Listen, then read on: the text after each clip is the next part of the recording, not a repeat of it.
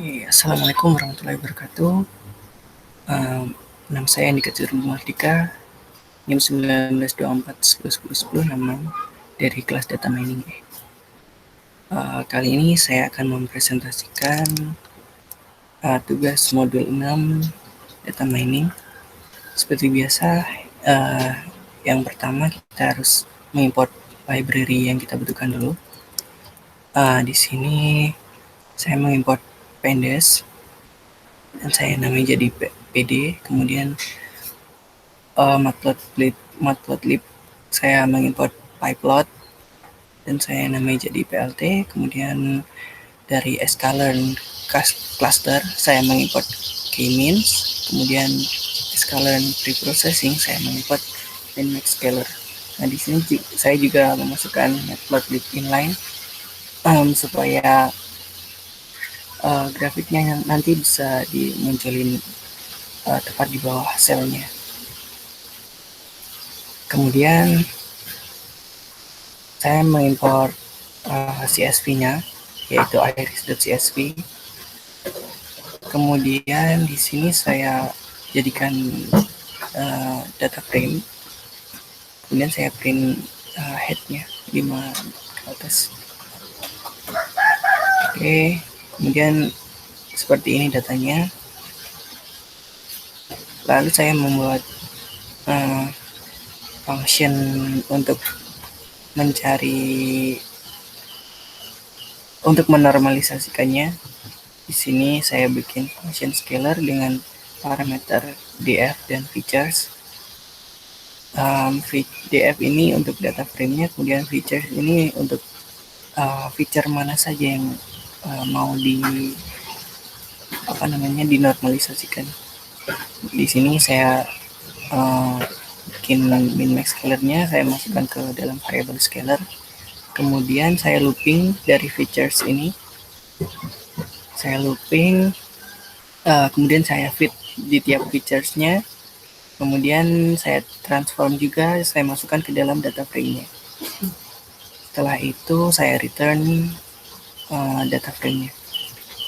Dan di sini juga ada function untuk clustering. Daripada saya menuliskan lagi satu-satu, saya buatkan function sendiri di sini.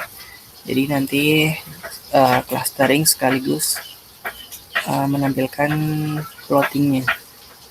Di sini saya membuat plottingnya dulu dengan fix size 5x5. Kemudian saya buat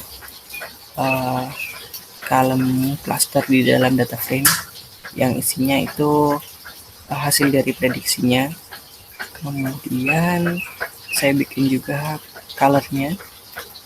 Kemudian di sini saya looping di tiap end clusternya. Kemudian di sini pengecekan biasa. Kemudian di sini mulai membuat scatternya. Di sini features ke 0, features ke 1, kemudian colornya itu saya warnai sesuai ini urutan dari colornya. Dan di sini membuat centroidnya juga, memberikan label centroidnya. Kemudian di sini X label dan Y label saya namai sesuai features yang pertama dan features yang kedua untuk Y label. Kemudian saya tampilkan juga legendnya. Nah, di sini untuk sepal length dan sepal width dari data frame tadi itu saya masukkan ke dalam function scalar ini. Data frame-nya itu iris, kemudian ini features-nya. Jadi yang dinormalisasikan hanya sepal length dan sepal width. Kemudian setelah dinormalisasi, saya tampilkan dulu grafik plotting yang sebelum di clustering. Jadi seperti ini, ada gap di sini. Kemudian di sini saya buat clusteringnya. Di sini KM2 ini menerima k-means dengan n clusternya 2. Kemudian setelah dipredik, saya masukkan ke dalam variabel yPredict 2.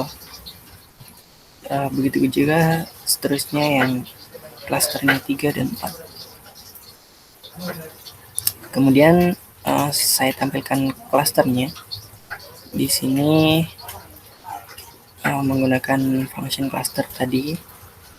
Ini data frame-nya, ini k-means-nya, kemudian di sini prediksinya, di sini n cluster-nya, di sini adalah features-nya.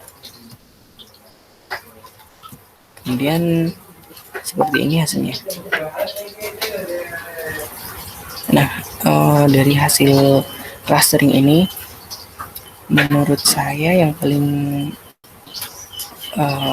optimal adalah yang KM2 dengan clusternya itu 2, karena di sini terlihat jarak antar jarak dari anggota terjauhnya itu nggak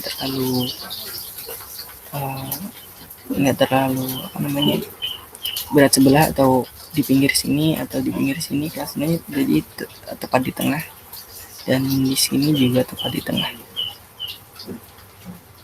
Kalau yang selain ini secara visual agak lebih susah dibaca seperti itu. Jadi untuk n cluster yang jumlahnya 2 sudah cukup untuk mengclustering sepal width dan sepal length dan sepal width. Oke, untuk sepal length dan petal width sama saja, saya menggunakan function yang telah saya buat. Di sini yang sebelum di clustering seperti ini. Kemudian setelah di clustering saya tampilkan itu seperti ini.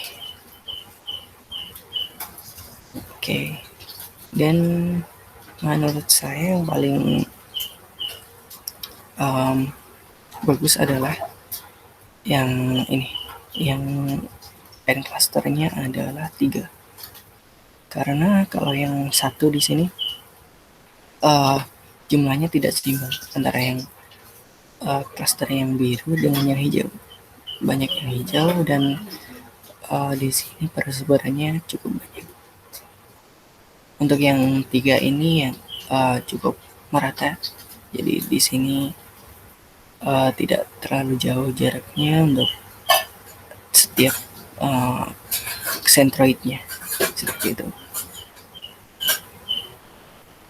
Oke, untuk yang sepal width dan petal length sama saja seperti ini. Yang belum di clustering, kemudian seperti ini yang sudah di clustering. Oke, di sini menurut saya yang paling optimal adalah yang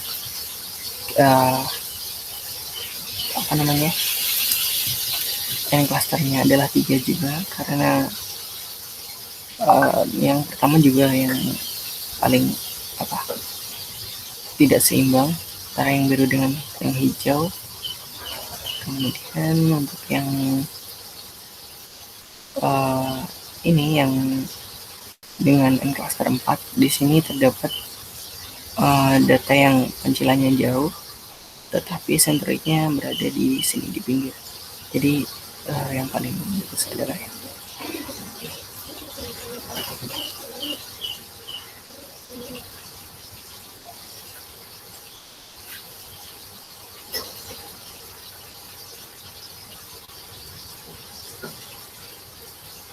Oke, untuk yang petal length dan petal width seperti ini yang belum di clustering. Kemudian seperti ini yang telah di clustering. Nah, di sini untuk yang paling bagus adalah yang KM4 menurut saya.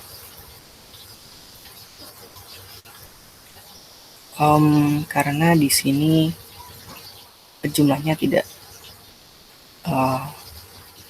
seimbang antara yang biru dengan yang hijau.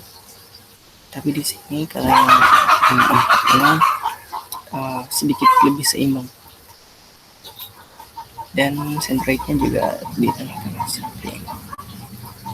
Sebenarnya ada cara yang lebih baik untuk menentukan berapa jumlah enclusternya, yaitu mencari elbow-nya.